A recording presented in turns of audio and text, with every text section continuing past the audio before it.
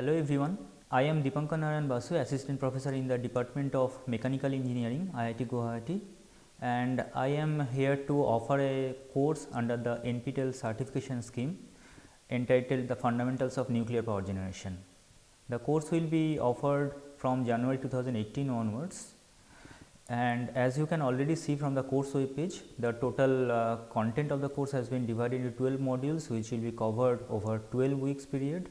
The focus being to cover each module in 1 week. Every module will be followed by assignments or tutorials. The tutorials may have different kinds of questions like multiple choice questions or numerical problems, or in certain cases can be small descriptive questions as well, depending upon the content of that particular module. Now, the topic of nuclear power generation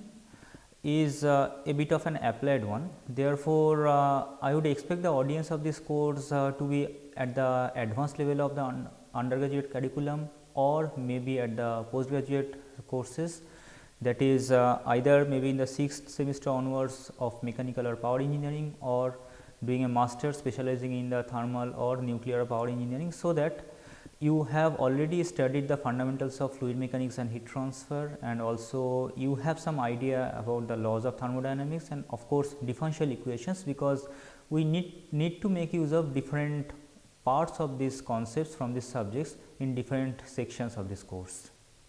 Now, the term nuclear power generation probably came into the focus of the mankind only following the massacre at Hiroshima, and a term which was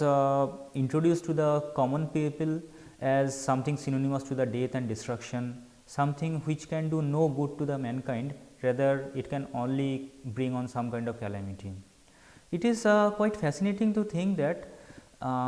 starting with that background, just in 6 or 7 decades we are discussing about nuclear energy as a potential option to meet our future energy demands. As we all know that the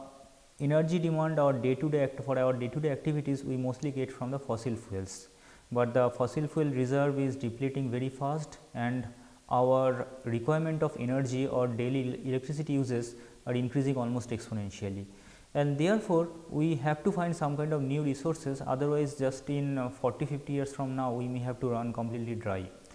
And therefore, present researchers, present day industry is focusing very much on the renewable sources and also nuclear energy as an option. Now, renewable sources, while they have definitely a great future, because of their intermittent nature, is still treated more as peak load stations, that is to meet the increased demand during the periods of maximum requirement. But nuclear energy is something that can be an excellent option as a base load station, because it can provide a fixed amount of electricity over the entire day throughout the year,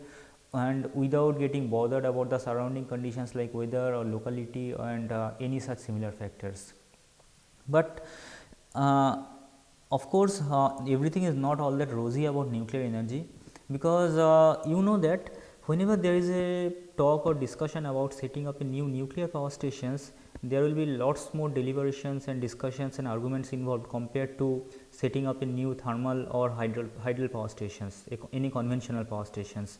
because the term nuclear energy is still not widely accepted by the common people, similar to the other coal based thermal power plant or hydel power stations.